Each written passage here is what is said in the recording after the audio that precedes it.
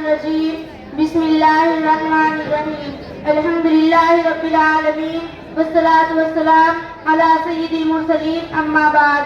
Good morning to all. My name is Sadika Wakilur Rahman. I read in Jamia Aisha, a unit of Madrasa Al-Ulum, Pudikhera. We all know that we have gathered here on the very special occasion of our nation, called as Republic Day of India.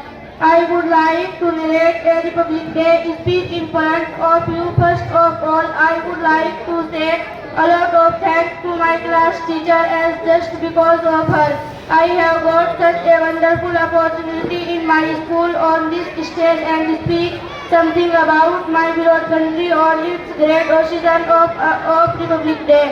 India is a self-governing country since 15 of August 1947.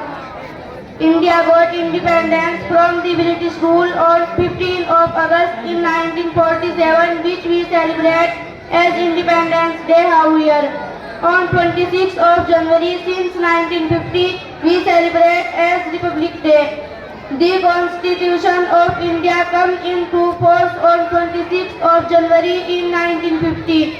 So we celebrate this day as the Republic Day every year. This year in 2024 we are celebrating 75th Republic Day of India. Republic means the supreme power of the people living come into force in the country, and only public has right to elect their representatives as political leader to lead the country in right direction. So India is a republic country where public elects its leaders as a president, prime minister, etc.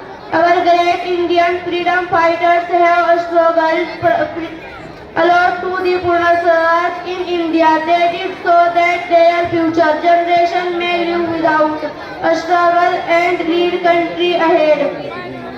The name of our great Indian leaders and freedom fighters are Mahatma Gandhi, Bhagat Singh, Chandrasekhar Azad, Lala Lajpat Rai, Sardar Vallabhbhai Patel, Lal Bahadur Shastri, Maulana Abul Kalam Azad, Tipu Sultan, Bahadur Shah Zafar, Muhammad Ali Johar, Sayyid Ahmad Shaheed, Ashfaqullah Khan Shaheed, Khan Abdul Ghaffar Khan, Begum Hazrat Mahal, etc.